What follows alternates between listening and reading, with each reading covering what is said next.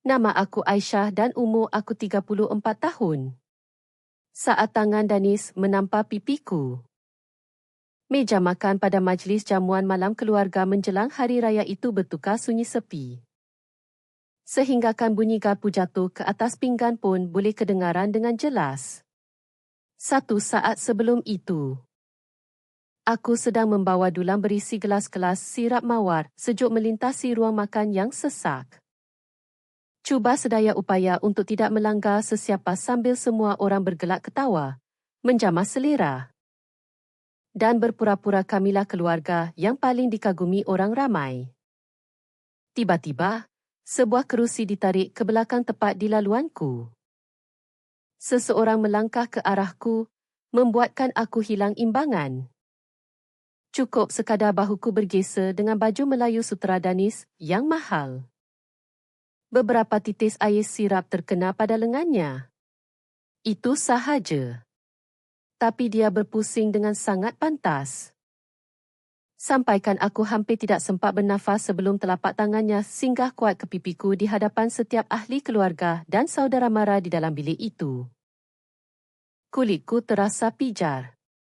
Air mataku bertakung akibat terkejut, tapi aku menolak untuk menangis. Danis menuding jari ke arahku seolah-olah aku baru sahaja memusnahkan hari perayaan itu dan menengking. Kau ni butakir? Tiada siapa yang bergerak. Tiada seorang pun yang bangun membelah aku.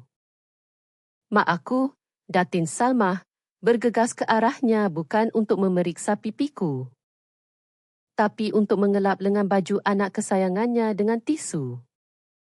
Ayah aku, Datuk Rahman, memandangku dengan renungan yang sangat dingin. Renungan yang selama bertahun-tahun aku cuba buat-buat tak nampak. Kemudian ayah berkata, minta maaf dekat adik kau sekarang, atau keluar dari rumah ni. Aku berdiri kaku di situ, sebelah tangan memegang pipi yang membahang. Merenung orang-orang yang telah aku lindungi bertahun lama. Sementara mereka membalas pandanganku seolah-olah akulah punca segala masalah. Aku tak menjerit. Aku tak merayu. Aku cuma letak dulang itu di atas meja, pusing ke arah pintu utama. Dan terus berjalan keluar meredah angin malam genting Highlands yang sejuk menggigit tulang. Tapi tepat jam 8 pagi keesokannya, aku tinggalkan satu bungkusan di hadapan pintu rumah mereka. Dan apa yang mereka jumpa di dalamnya membuatkan setiap seorang daripada mereka menggelabah. Sebelum aku bagi tahu apa yang ada dalam bungkusan tu dan kenapa keluarga aku tiba-tiba telefon tanpa henti, cuba kongsikan benda ni dengan aku. Macam mana cuaca kat tempat korang tonton video ni? Hujan ke panas? Sama tak dengan mood korang masa ni? Aku sekadar tertanya-tanya, sejauh mana agaknya cerita ini akan sampai. Kesejukan kat luar malam tu sepatutnya menyedarkan aku dan buat aku beremosi, tapi sebaliknya yang berlaku. Saat aku melangkah pergi dari anjung rumah dan mendengar pintu utama ditutup dari dalam, sesuatu di dalam diriku menjadi sangat tenang. Pipiku masih pijar akibat tamparan Danis, dan aku masih boleh dengar suaranya bergema dalam kepala. Menengking bertanya sama ada aku buta, seolah-olah aku tidak menghabiskan hampir separuh dari usia dewasaku melihat setiap keretakan dalam keluarga ini dan diam-diam mengeluarkan duit untuk menutup segala aib mereka. Aku berjalan ke keretaku tanpa menoleh ke belakang langsung. Tiada siapa yang kejar. Tiada siapa yang buka pintu nak cakap minta maaf. Nama aku pun tak dipanggil. Kesunyian itu dah cukup untuk beritahu aku segala-galanya yang perlu aku tahu. Aku memandu turun dari jalan bukit itu dengan cahaya lampu hiasan banglo perlahan-lahan hilang di cermin pandang belakang. Dan untuk pertama kalinya dalam tempoh bertahun-tahun, aku langsung tak rasa bersalah tinggalkan mereka di sana. Aku terfikir tentang Datuk Rahman. Ayah yang suatu ketika dulu pernah duduk di meja dapur rumahku sambil menekuk muka dengan kedua-dua belah tangan sebab syarikat pembinaannya bankrupt selepas projek resort mewahnya gagal. Aku terfikir tentang Datin Salmah, mak aku, yang menangis mengelak air mata di tuala dapur dan merayu supaya aku tak biarkan keluarga kami jadi bahan ketawa masyarakat. Aku terfikir tentang Danis, anak lelaki yang sentiasa mereka puji, lindungi, dan beri alasan untuk setiap kesalahannya, walaupun dia pemalas, kejam, dan sangat boros dengan duit yang bukan miliknya. 5 tahun sebelum itu, aku telah menyelamatkan mereka secara senyap-senyap dan sepenuhnya. Aku beli banglo percutian mewah di Genting Highlands yang mereka sedang duduki itu. Dan biarkan mereka beritahu kawan-kawan DDIP mereka bahawa Dato' Rahman cuma sekadar mengecilkan arsip pelaburannya. Aku tolong bayarkan segala tunggakan cukai. Aku langsaikan hutang pinjaman bank yang dah lama tertunggak. Aku malah melabur ratusan ribu dalam rangkaian pusat optometri eksklusif milik Danis sebab mak aku sentiasa mendesak yang Danis cuma perlukan satu peluang sebenar untuk buktikan kemampuan dirinya. Mak panggil dia genius. Mak kata orang luar tak faham bakatnya. Mak cakap aku ni suka melebih-lebih bila aku tanya kenapa klinik Danis perlukan satu lagi suntikan dana kecemasan. Menjelang waktu aku tiba di apartmenku di Kuala Lumpur, rasa sakit kat muka aku dah mula pudar dan bertukar menjadi sesuatu yang lebih dingin dan jauh lebih berguna. Aku tak terus masuk tidur. Aku tak bancuh kopi atau minum. Aku terus melangkah masuk ke bilik pejabatku di rumah. Buka peti besi di sebalik bingkai gambar pada dinding. Dan keluarkan dokumen-dokumen yang selama ini aku harap tak perlu aku gunakan. Fail pertama mengandungi geran pemilikan banglo di Genting itu. Ada nama aku. Hanya nama aku. Fail kedua adalah surat perjanjian yang membenarkan mak ayahku dan Danis tinggal di situ tanpa bayar sewa selagi mereka mematuhi terma kelakuan asas. Fail ketiga pula mengandungi kontrak pelaburan perniagaan untuk pusat optometri Danis, termasuk satu klausa yang membenarkan aku membuat semakan serta-merta, membekukan akaun dan menarik balik pinjaman sekiranya dia melakukan salah laku, penipuan, atau apa-apa tindakan yang merosakkan reputasi pelabur. Dulu dia sign kontrak ni sambil tersenyum sinis. Mungkin ingat aku takkan pernah berani gunakannya. Mak aku sendiri yang jadi saksi tanda tangan tu.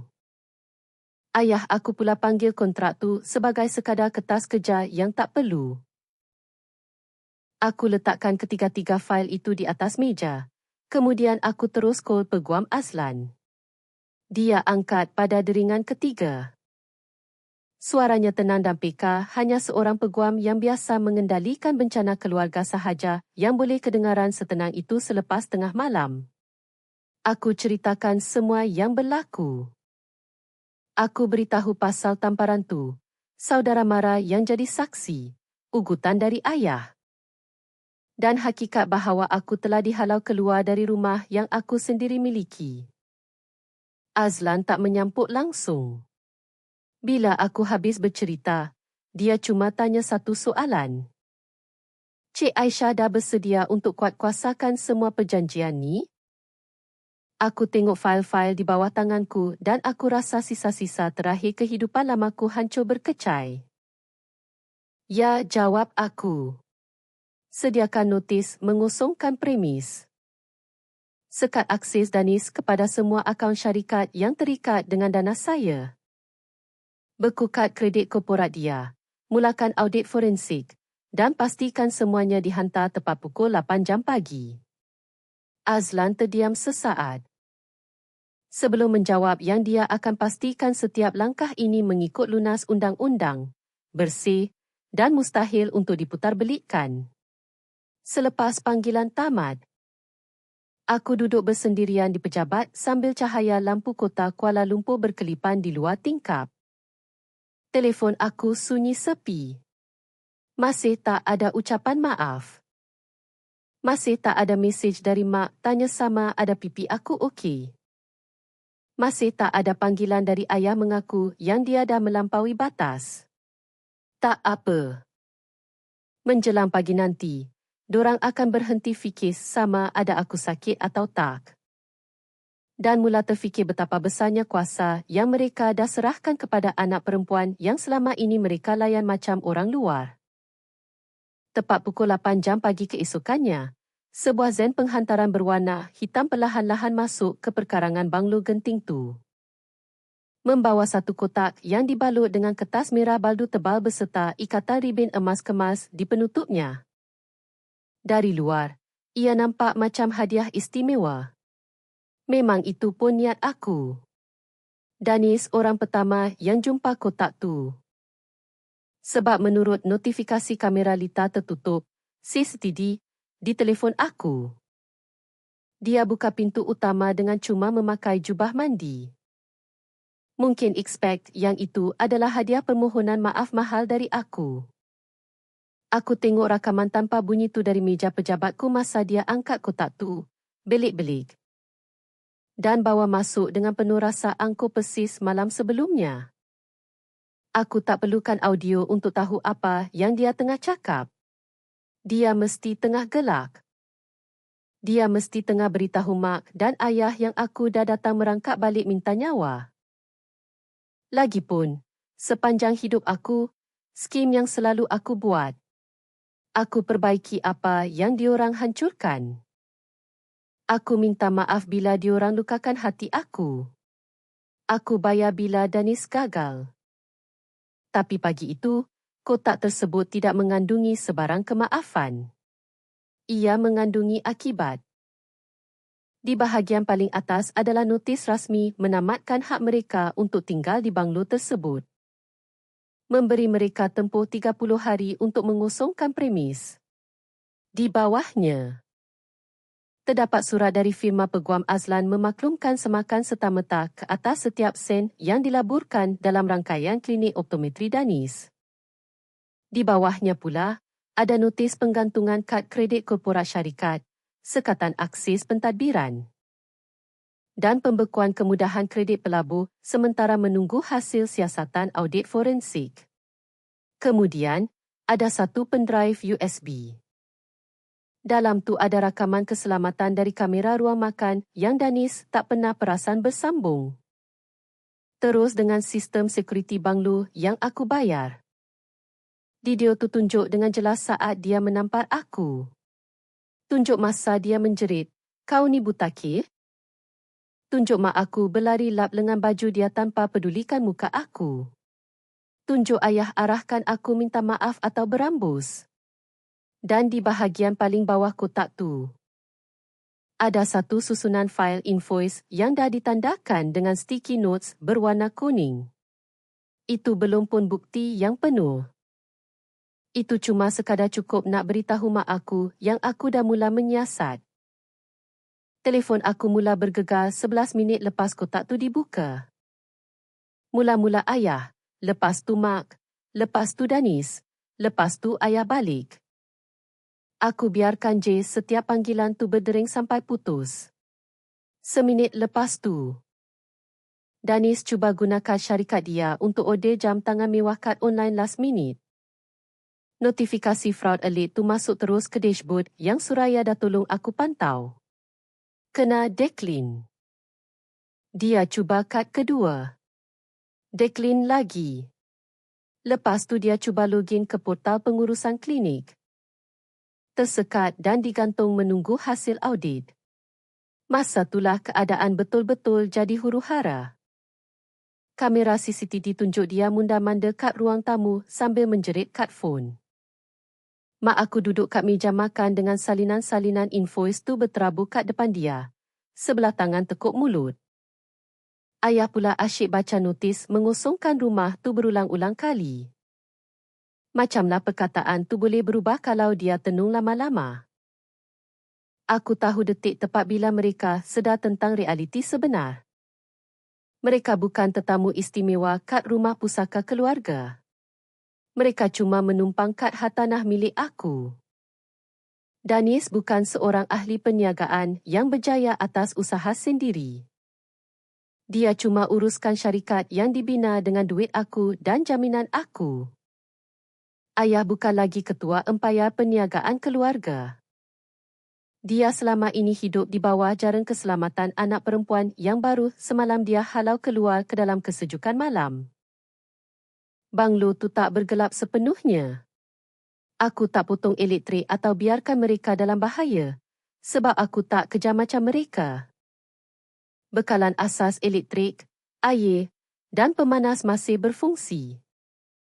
Tapi semua sistem mewah yang bersambung dengan akaun aku digantung. Kunci bilik kebal wain tak boleh buka. Aplikasi smart garage tak berfungsi. Panel streaming Astro, sistem hiburan pintar dan sedis concierge premium semuanya offline. Rumah yang selalu dorang banggakan tu tiba-tiba bertukar jadi bangunan biasa yang sunyi, dihuni oleh orang-orang yang sedang ketakutan. Menjelang tengah hari, peguam Azlan email pengesahan yang semua notis dah diserahkan secara sah. Menjelang pukul 2 jam petang. Ada 34 miss Charles dari Danis dan satu das note maki hamun cakap aku ni dah gila. Menjelang pukul 4 jam petang, Mak hantar mesej WhatsApp berbunyi, kita kena bincang hal ni sebagai satu keluarga. Aku tenung perkataan tu lama-lama. Keluarga. Dorang cuma guna perkataan tu bila dorang perlukan sesuatu dari aku. Aku telangkupkan telefon tu dan tunggu pasukan audit Suraya siapkan semakan pertama. Sebab bungkusan tu memang sengaja dibuat untuk takutkan dorang. Tapi apa yang bakal menyusul nanti bukan setakat menakutkan dorang. Ia akan mendedahkan siapa dorang sebenarnya. 2 hari kemudian, aku duduk kat dalam bilik mesyuarat berdinding kaca di pejabat aku dengan Suraya bertentang dengan aku. Dan berlungguk-lungguk fail di antara kami yang nampak makin tebal setiap kali dia selap muka surat. Suraya ni kawan baik aku sejak zaman universiti, tapi dalam bilik tu, dia tak bercakap dengan aku macam seorang kawan. Dia bercakap macam seorang juru audit forensik yang dah nampak sesuatu yang sangat kotor dan tak mahu berselindung lagi. Laptop dia disambung terus ke skrin besar kat belakang dia. Dan benda pertama dia tunjuk adalah senarai bayaran dendo dari klinik Danis. Atas kertas, duit tu kononnya dibayar kepada pembekal untuk kanta pakar, peralatan diagnostik, kos renodation dan inventori perubatan. Realitinya, separuh dari pembekal tu tak wujud pun. Ada alamat yang bawa ke LOT pejabat kosong. Nombor cukai SSM palsu. Sesetengah invoice guna ayat yang sejibit sama sampai ke Tiaipo pun sama. Cuma jumlah dia je yang berbeza. Suraya tekan slide seterusnya dan perut aku tiba-tiba rasa kecut. Bayaran yang dilabil sebagai peralatan optikal kecemasan dah disalurkan ke akaun-akaun yang ada kaitan dengan Danis. Dana renodation pula digunakan kat kasino, hotel mewah bajet DDIP, resort ski luar negara dan platform judi online. Duit rizid pemulangan pesakit dah dikeringkan. Duit klaim insuran pula dipindah ke akaun proksi. Dia bukan tengah struggle berniaga. Dia tengah merompak. Aku duduk diam je masa Suraya explain yang Danis dah cipta satu patent invoice palsu melalui klinik. Lepas tu tutup lubang tu dengan lebih banyak invoice palsu. Rangkaian klinik tu nampak maju sebab dia asyik buka cawangan baru guna modal yang aku pam. Tapi di sebalik ruang menunggu yang mewah dan branding mahal tu, wujud satu lubang hitam kewangan. Dia guna duit pelaburan aku untuk bayar hutang lama. Cipta ilusi kononnya syarikat tengah berkembang. Dan sponsor gaya hidup mewah yang dia langsung tak layak. Aku cuba nak rasa terkejut, tapi jauh di sudut hati, aku dah agak. Alasan kecemasan yang tak putus-putus, permintaan duit tiba-tiba. Cara mak aku selalu muncul backup sebelum Danis sempat bersuara. Merayu jangan tekan dia sangat. Kemudian Suraya buka satu fail nipis dan riak muka dia berubah. Aisyah, dia panggil aku perlahan. Bahagian ni akan rasa pedih sikit. Dia tolak fail tu perlahan ke arah aku. Kad dalam tu ada borang pengesahan kelulusan untuk beberapa transaksi transfer besar yang tak patut diluluskan sama sekali. Kad bahagian bawah setiap satu borang tu ada signature mak aku bukan sekali, bukan 2 kali, tapi berulang-ulang kali. Mak aku sendiri yang luluskan perbelanjaan kecemasan palsu tu, tuntutan peribadi melampau. Dan pelepasan bajet yang membolehkan Danis terus sedut duit klinik. Mak bukan setakat buat tak nampak apa yang Danis buat. Mak tolong dia suruhkan benda tu. Aku tenung signature mak tu sampai pandangan aku jadi kabur. Kena tampar tu memang memalukan. Arahan ayah supaya aku keluar rumah tu memang kejam. Tapi benda ni lain. Ini bukan lagi soal marah masa bergaduh kat majlis makan malam tu. Ini adalah satu pengkhianatan terancang yang dilakukan dengan sengaja oleh orang-orang yang tersenyum padaku di meja makan keluarga. Sambil jadikan kepercayaan aku sebagai mesin ATM diorang. Suraya tunggu sampai nafas aku kembali teratur. Lepas tu dia tunjuk bahagian terakhir laporan audit tu. Danis rupanya ada hutang kad luar juga. Pengeluaran cash dalam jumlah besar tu Mej dengan bayaran pada elang atau private lenders. Ada banyak mesej ugutan dalam rekod telefon bimbit dari nombor tak dikenali yang paksa dia bayar hutang. Ada yang mengugut, ada yang bagi deadline. Satu mesej tulis, kau ada masa sampai lepas raya ni atau kitorang naik rumah kau. Patutlah dia menggelabah sangat masakul. Dia bukan takut hilang klinik tu. Dia takut sebab paip duit dah kena tutup dan orang-orang kat luar sana yang jauh lebih ganas dari aku dah tunggu nak cari dia. Aku tanya Suraya seteruk mana keadaan ni. Dia silangkan tangan dan cakap, kalau kita hantar benda ni pada pihak berkuasa. Dia boleh didakwa atas kes penipuan jenayah komersial, pecah amanah. Dan mungkin kes berkaitan penipuan insuran. Datin Salma pun boleh disiasat oleh polis sebab sains surat kelulusan tu semua. Aku bersandar kat kerusi dan pandang luar dinding kaca. Perhatikan staf aku kat luar sana buat kerja masing-masing. Pekerja-pekerja aku yang cari rezeki dengan jujur. Orang yang betul-betul usaha untuk dapat gaji. Orang yang takkan dapat peluang keemasan macam yang Danis sia-siakan. Bertahun-tahun, ayah dan mak cakap aku ni teruk sangat sebab selalu persoalkan Danis. Terlalu curiga, hati kering. Terlalu obses dengan perjanjian atas kertas. Sekarang, kertas-kertas itulah satu-satunya sebab kenapa aku boleh buktikan kebenaran. Aku suruh Suraya siapkan semua laporan tu dalam satu fail bukti yang bersih. Lepas tu aku call Peguam Azlan dan bagi tahu dia. Kita dah tak berurusan dengan masalah keluarga lagi. Kita sedang berhadapan dengan kes jenayah yang disembunyikan di sebalik senyuman di hari perayaan dan alasan pertalian darah. Petang tu, Danis tinggalkan satu lagi dice note. Suara dia dah tak angkuh. Menggeletar. Aisyah, dia merayu, buka balik akaun tu. Kau tak faham apa yang kau tengah buat ni. Aku dengar sekali je, send message tu, dan full terus kat Azlan. Buat pertama kalinya. Aku sedar yang adik aku ni dah bina seluruh hidup dia bersandarkan satu kepercayaan. Dia percaya yang aku akan sentiasa serap segala kerosakan yang dia buat. Tapi sekarang dia akan belajar yang aku dah berhenti jadi pelindung antara dia dengan balasan yang menantinya. 3 hari lepas tu, resepsionis lobi bawah call office aku bagi tahu ada kekecohan sikit kat lobi. Aku dah boleh agak siapa sebelum dia sebut nama lagi. Danis datang dengan ayah dan mak. Dan dengar dari suara resepsionis yang ketakutan tu, dorang berkeras nak jumpa aku sekarang juga. Aku keluar ke beranda yang menghadap lobi tu dan nampak dorang kat bawah. Ayah tengah berdiri dekat kaunter security. Bercakap dengan suara lantang sampai klien dan staf boleh dengar. Mak pula pegang dada macam nak pengsan. Danis mundar-mandir kat belakang dorang. Rambut kusut masai, butang kemeja terbuka. Dan muka dia pucat lesi macam aku tak pernah tengok sebelum ni.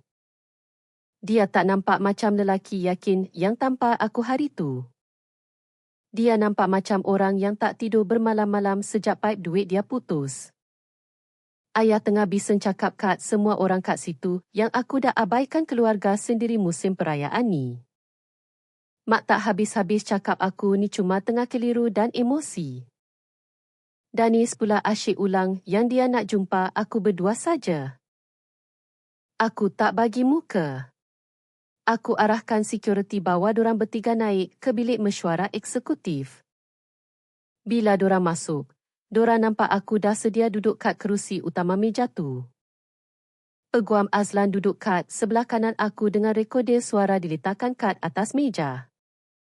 Suraya duduk kat sebelah kiri aku dengan laptop terpasang dan fail bukti dah siap sedia.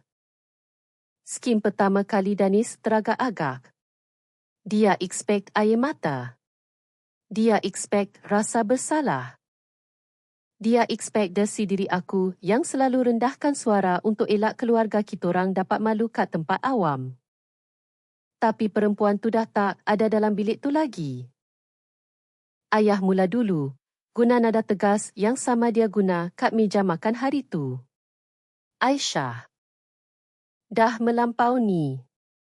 Kamu nak hukum mak kamu sendiri waktu-waktu macam ni semata-mata sebab satu pergaduhan? Aku tenung dia tanpa kelip. Satu pergaduhan? Aku tanya sinis. Mak terus mula menangis, cakap yang dia tak boleh tidur. Cakap banglo kat Genting tu rasa macam penjara. Jiran-jiran di DIP mula tanya macam-macam. Tiba-tiba Danis hentak kedua-dua belah tangan kat atas meja dan menjerit. Berhenti main-main dan buka balik semua akaun aku. Aku nak pakai duit hari ni juga. Desakan terdesaknya bergema dalam bilik tu. Ayah menoleh tajam memandang Danis. Seolah-olah baru tersedar yang anak lelakinya ini bukan sedang marah sebab ego tercabar. Tapi dia sedang ketakutan tentang sesuatu. Aku tekan butang remote dan skrin besar kat belakang aku menyala. Mula-mula, play video CCTV malam tu.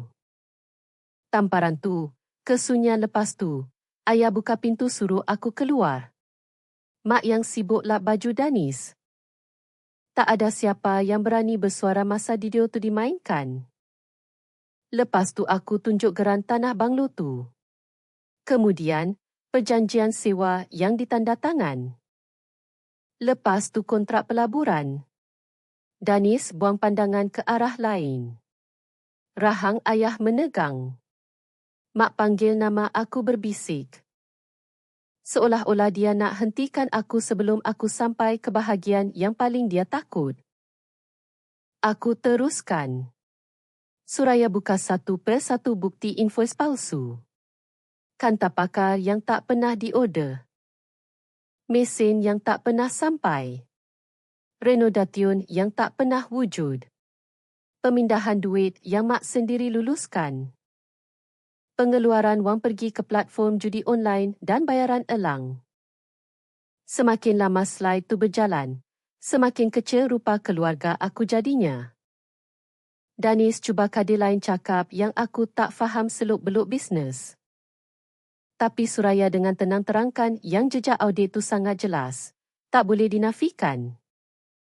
Mak pula cuba bagi alasan yang dia sign J apa yang Danis letak depan dia sebab dia percayakan anak dia. Peguam Azlan celah dan tanya sama ada mak berani nak buat kenyataan tu secara rasmi atas rekod. Mak terus berhenti menangis. Ayah condong ke depan. Suara dia dah makin lemah sekarang. Aisyah, tolonglah. Kita boleh selesaikan hal ni senyap-senyap. Ini hal keluarga. Ayat tu akhirnya buat aku bangun dari kerusi. Tak, jawab aku tegas. Hal keluarga tu bila kita terlupa birthday. Hal keluarga tu bila kita bertengkar masa makan malam. Kes penipuan wang bukan hal keluarga. Pecah amanah syarikat bukan hal keluarga. Tanpa saya depan orang ramai bukan hal keluarga. Muka Danis berkerut menahan marah, tapi ketakutan buatkan dia tak berani bangun dari kerusi. Aku letak dua pilihan atas meja. Pertama, mereka kena keluar dari banglo tu sebelum tempoh notis tamat. Pulangkan semua harta syarikat, beri kerjasama penuh dengan audit dan berhenti ganggu pekerja aku. Atau Peguam Azlan akan bawa terus fail bukti tu ke bahagian Jabatan Siasatan Jenayah Komersial Bukit Aman, SIJID, sebelum tamat waktu pejabat hari ini juga. Mak terus peluk lengan ayah. Danis tenung skrin tu seolah-olah dia nak bakar bukti tu guna renungan mata dia. Buat pertama kalinya, dorang tak ada senjata yang boleh tembus aku. Tak ada guil trip, tak ada tengking-tengking, tak ada alasan darah daging. Azlan tutup fail dan beritahu dorang security akan eskort dorang keluar. Masa dorang bangun, Danis tunduk sikit kat aku dan berbisik yang aku tak kenal siapa yang aku tengah cari pasal ni. Aku pandang tepat ke mata dia dan cakap, buat kali pertamanya, Danis, kau pun sama. Bila pintu tertutup di belakang mereka, aku hela nafas perlahan-lahan. Tangan aku menggeletar di bawah meja, tapi bukan sebab takut, sebab rasa bebas. Dorang datang nak hancurkan mental aku. Sebaliknya, dorang melangkah keluar dengan kesedaran penuh yang aku boleh tanam setiap penipuan yang dorang pernah bina. Minggu seterusnya, suasana kat banglo tu berubah jadi sesuatu yang dorang langsung tak kenal. Bukan sebab perabot berubah, tapi sebab kebenaran akhirnya dah ambil tempat dan duduk bersama mereka pada setiap waktu makan. Danis dah tak berpura-pura kontrol keadaan. Dia banyak kurung diri dalam bilik, bergaduh cakap berbisik dan gelisah kat telefon. Ayah mundar-mandir di ruang tamu. Baca notis amaran lawyer berulang kali nak cari lofole yang memang takkan wujud. Mak pula jalan kat dapur macam orang hilang roh. Kejap menangis, kejap marah ayah, kejap backup Danis. Walaupun lepas semua yang Mak dah tengok dengan mata sendiri, Mak masih nak percaya yang mesti ada penjelasan untuk jadikan Danis anak syurga dia semula. Tapi dunia luar makin menghampiri. Staf klinik mula kol bising sebab akaun payroll kena beku. Gaji tak masuk. Dendo tuntut payment. Pesakit komplain appointment kena cancel. Lepas tu, ugutan dari pemungut hutang luar mula sampai ke tangan Danis makin kerap. Satu malam, menurut log security yang Azlan semak kemudiannya, Danis terima 6 panggilan di antara pukul 12 tengah malam hingga 2 pagi. Lepas kol yang terakhir tu, dia jalan kaki ayam dalam rumah, cek bilik demi bilik macam pencuri. Ironinya sangat kelakar. Bertahun-tahun. Ayah dan mak tuduh aku ni kejam dan berkira sebab lindungi duit aku dengan kontrak dan peti besi. Tapi dorang sendiri besarkan seorang anak lelaki yang tahu dengan tepat kat mana dorang sembunyikan semua harta berharga. Lebih kurang pukul 3 pagi, Danis masuk ke bilik tidur utama masa Mak dan ayah tengah tidur. Mak memang ada simpan satu peti besi kecil bawah katil untuk waktu kecemasan. Kat dalam tu ada sampul berisi kes, barang kemas, dokumen lama dan sikit sangat barang berharga yang dorang belum jual atau gadai. Danis tahu nombor kod peti tu sebab Mak sendiri yang amanahkan dia bertahun-tahun dulu. Dia buka kotak tu dan kebas semuanya. Wang simpanan tunai hari tua dorang, jam tangan Rolex anniversary ayah, subang belian Mak, gelang emas pusaka nenek. Sehinggakan ke fail dokumen identiti peribadi yang dia rasa boleh tolong dia lari dan hilangkan diri. Dia cuma tinggalkan satu nota yang ditulis kat belakang kad raya. Maaf. Adik akan bayar balik bila adik dah selesaikan benda ni. Tu je. Pagi tu, jeritan Mak bergema ke seluruh pelusuk banglo. Ayah jumpa mak terjelepuk kat lantai sebelah peti besi yang dah kosong tu. Menggenggam nota tu dengan kedua-dua belah tangan. Mula-mula, ayah ingat aku yang hantar orang masuk si tahta dorang. Tapi lepas tu dia baca sendiri tulisan tangan Danis. Ada sesuatu dalam diri ayah yang musnah. Tak ada drama, tak ada jerit-jerit. Dia cuma duduk lemah kat birai katil dan tenung kotak kosong tu sementara mak meratap menangis cakap. Danis takkan buat macam ni kalau dia tak betul-betul terdesak. Skim tragedi Datin Salmah. Walaupun masa anak kesayangan dia sendiri rumpak harta dia. Dia tetap cuba putar cerita supaya pengkhianatan tu nampak macam satu ujian keadaan, bukannya satu pilihan sendiri. Danis dah lesap. Telefon dia tutup. Kereta dia hilang. Dan mak ayah yang sanggup halau aku sebab aku bergesel dengan baju anak kesayangannya kini ditinggalkan sehelai sepinggang. Sebab anak yang mereka lindungi tu dah sebat habis segala simpanan nyawa mereka. Hari ke-30 tiba, disambut dengan langit mendung yang kelam. Pegawai polis daerah tiba dulu, diikuti dengan pengurusan hartanah yang Azlan uruskan. Semuanya berjalan mengikut lunas undang-undang, berdokumen dan tenang. Itu yang buat keadaan lagi sakit untuk ayah dan mak. Tak ada pertengkaran dramatik untuk dorang menangi. Tak ada pidato sedih untuk ubah keputusan. Dorang dah sign surat perjanjian tu. Dorang langgar perjanjian. Dorang abaikan notis. Sekarang banglo tu dikembalikan kepada pemilik asal.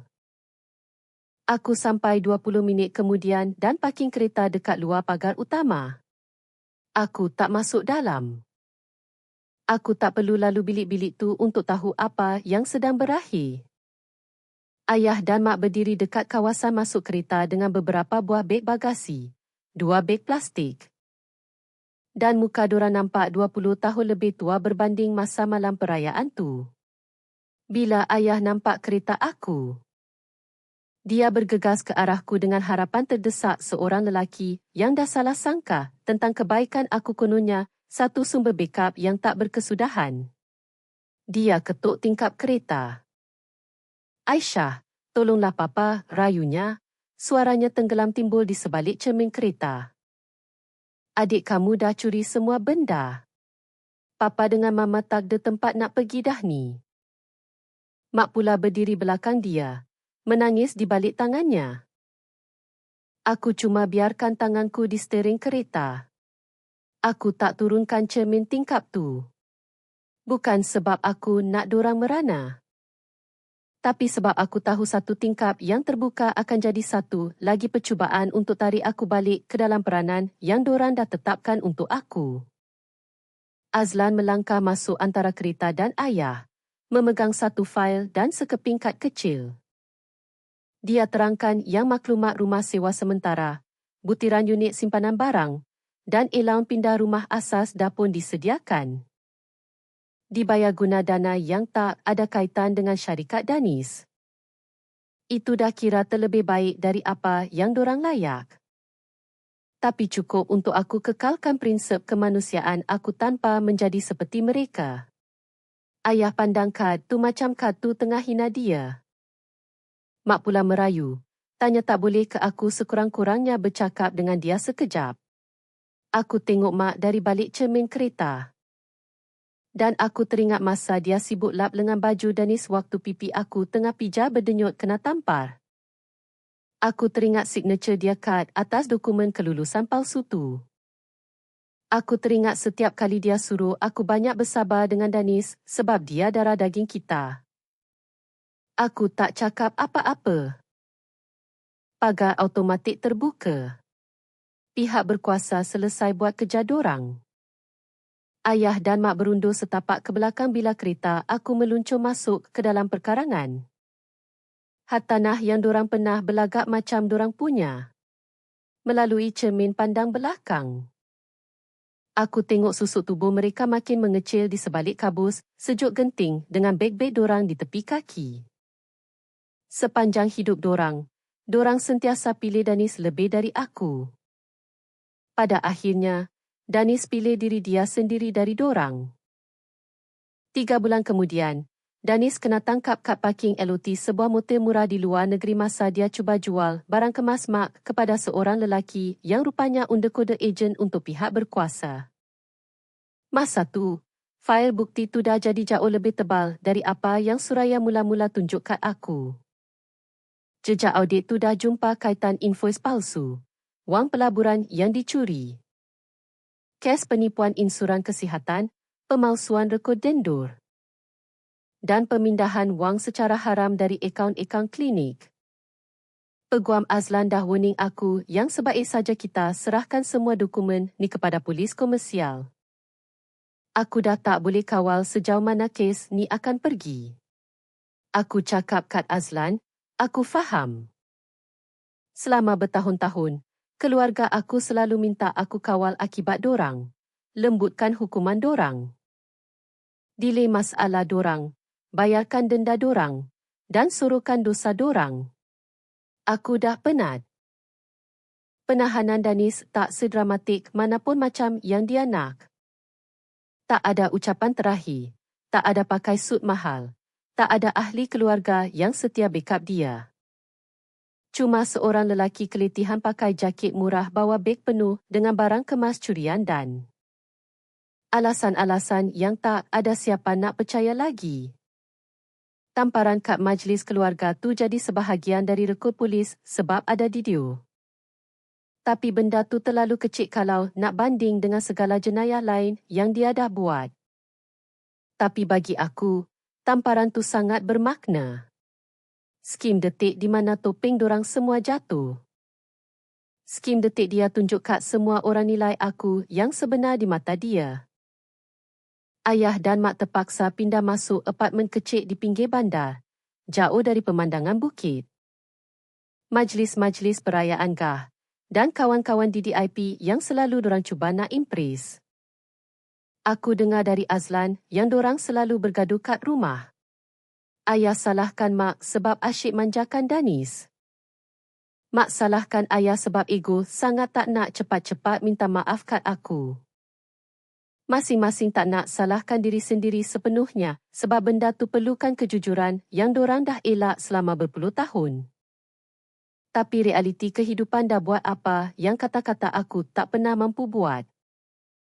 Realiti paksa dorang hidup dengan akibat pilihan sendiri. Dorang hilang banglo tu. Dorang hilang status kelas dorang. Dorang hilang anak lelaki yang dorang tatang bagai raja. Dan dorang hilang anak perempuan yang selama ini diam-diam jadi penyokong utama dorang. Pasal banglo genting tu pula, aku tak simpan. Tempat tu memang cantik, tapi tempat cantik pun boleh simpan kenangan pahit. Setiap koridor ingatkan aku pada hinaan yang terpaksa aku telan. Setiap tingkap ingatkan aku pada malam aku berjalan keluar keseorangan. Aku jual tempat tu pada satu syarikat perhotelan dengan harga yang jauh lebih tinggi dari masa aku beli dulu. Dan buat pertama kalinya, aku langsung tak rasa bersalah buat untuk atas sesuatu yang ada kaitan dengan keluarga aku. Sebahagian dari duit tu aku buat dana modal untuk bantu usahawan wanita mulakan bisnes kecil dalam sektor kesihatan, teknologi dan khidmat profesional. Bukan sebab aku nak semua perempuan jadi kaya raya atau berkuasa. Tapi sebab kat luar sana ramai sangat orang diajar untuk jadi pemurah tapi tak pernah diajar macam mana nak lindungi diri sendiri.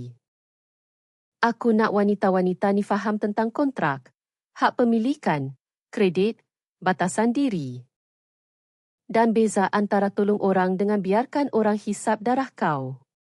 Suraya Janbud penasihat dana tu. Peguam Azlan pula tolong buat workshop free pasal pelindungan asas bisnes.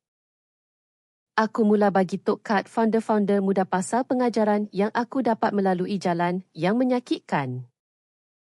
Jangan sesekali biarkan rasa serba salah membunuh kewarasan bertindak. Jangan biarkan tekanan keluarga padamkan ketegasan undang-undang. Jangan terkeliru antara jaga hati orang dengan kasih sayang sebenar. Dan jangan izinkan sesiapa panggil kau kejam semata-mata sebab kau akhirnya berhenti korbankan diri untuk mudahkan hidup dorang. Kadang-kadang orang selalu tanya sama, ada aku menyesal sebab tak turunkan cermin tingkap kereta aku hari tu? Jawapan aku, tak. Aku cuma menyesal sebab aku ambil masa yang terlalu lama nak tutup pintu tu. Skim kebenaran yang tak ramai orang berani sebut kuat-kuat. Keluarga toksik tak selalunya nampak toksik dari pandangan luar. Kadang-kadang dorang tersenyum riang dalam gambar raya. Kadang-kadang dorang duduk keliling meja makan yang mahal. Kadang-kadang dorang guna perkataan keluarga sambil jadikan kau sebagai dompet, perisai dan kambing hitam dorang. Tapi keluarga sebenar tak terbina atas dasar ketakutan, penghinaan atau pengorbanan tak berpenghujung dari satu pihak je. Keluarga sebenar perlukan rasa hormat. Ia perlukan tanggungjawab. Ia perlukan kasih sayang yang datang dari kedua-dua belah pihak. Apa yang jadi Kad, Danis bukan balas dendam macam budak-budak. Aku tak hancurkan hidup orang yang tak bersalah. Aku cuma berhenti lindungi orang yang bersalah. Apa yang jadi Kak Datuk Rahman dan Datin Salmah bukan kekejaman rambang. Ia adalah kesan natural bila dorang lebih utamakan standar di mata orang berbanding kebenaran dan lebih pilih kasih berbanding keadilan. Hidup aku sekarang jauh lebih tenang. Aku ada kawan-kawan yang tanya khabar dan betul-betul dengar jawapan aku. Aku ada kerja yang beri impak. Aku ada pagi-pagi indah di mana phone aku dah tak dipenuhi dengan masalah kecemasan yang dicipta oleh orang-orang yang tak pernah pun ada niat nak berterima kasih kat aku. Ketenangan tu mula-mula memang rasa pelik sikit, sebab aku dah terlalu lama hidup dalam fasa di mana aku keliru antara huru-hara dengan ikatan kasih sayang. Tapi tenang ni bukan bermaksud kosong. Tenang tu adalah bunyi bila hidup kau akhirnya betul-betul jadi milik kau sendiri. Jadi kalau korang tengah dengar cerita aku ni, dan ada orang dalam hidup korang yang tak habis-habis lukakan hati korang lepas tu minta maaf guna alasan darah daging, kenangan lama, atau buat guilt trip, tolong ingat benda ni. Memaafkan tak bermaksud kau kena bagi dorang peluang untuk masuk balik dalam hidup kau. Buat baik tak bermaksud kau kena mengalah. Sayang tak bermaksud kau kena berdiri tegak biarkan orang hancurkan kau. Kadang-kadang, pengajaran paling mahal yang kau kena belajar adalah angkat kaki dan pergi tu bukan satu kelemahan. Kadang-kadang, itu adalah tindakan pertama menghargai diri yang jujur, yang pernah kau buat untuk diri kau sendiri. Dan kalau korang berada kat tempat aku, lepas ditampar, dihina, dipergunakan dan dikhianati oleh orang-orang yang sepatutnya sayang kat korang, adakah korang akan buka tingkap kereta tu? Atau korang akan terus pandu je keluar dari pagar dan akhirnya pilih diri sendiri?